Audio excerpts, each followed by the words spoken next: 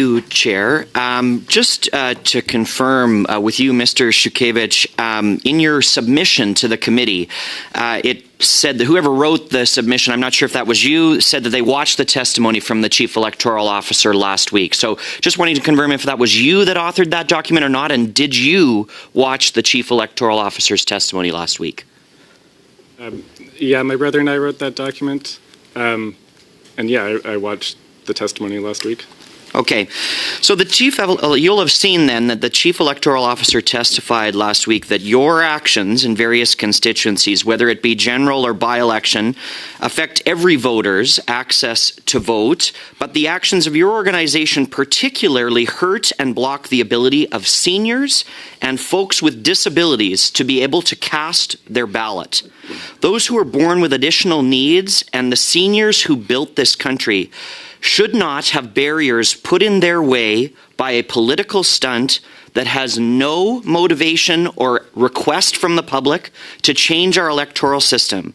So what kind of an organization would try to prevent those most vulnerable in our society and our seniors from being able to access their constitutional right to vote?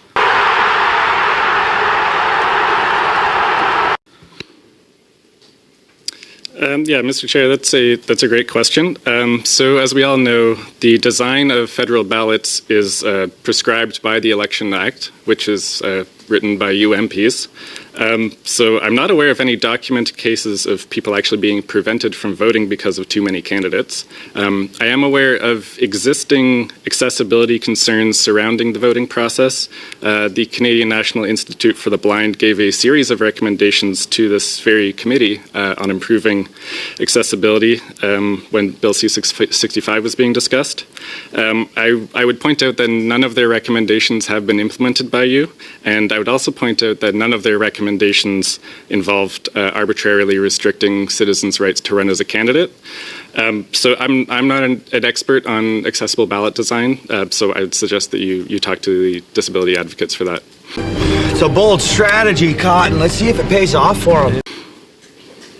Well, thank you, Chair. I think the Chief Electoral Officer has spoken to disability advocates and has heard multiple complaints. The number of complaints about this election were higher than it has been before, which was also presented as part of his testimony.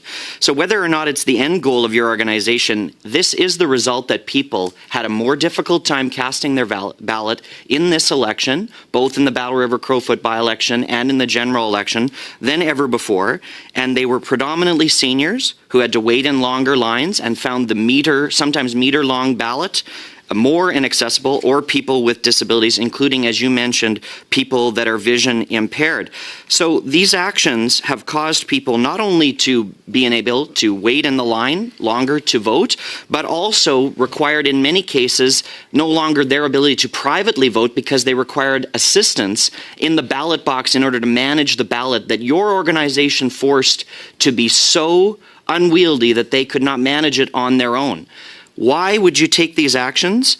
And what do you have to say to those Canadians who had their privacy breached because of their inability to manage the ballot on their own because of your campaign's actions? Well, we're waiting.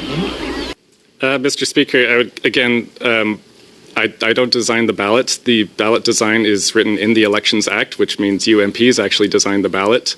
And if the Chief Electoral Officer was following the will of Parliament, then it actually would have been twice as long in those two-column situations. Of course, for operational reasons, understandably, he had to make emergency amendments to the Elections Act in order to not make it like 4 meters long.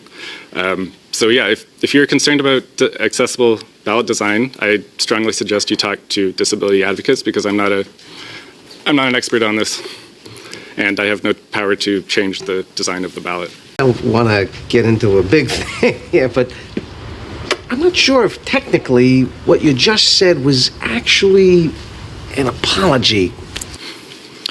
Well, sir, with respect, you do have the ability to stop your committee's actions from blowing up our ballots to achieve a political goal where there is no political consensus in this country to change our electoral system.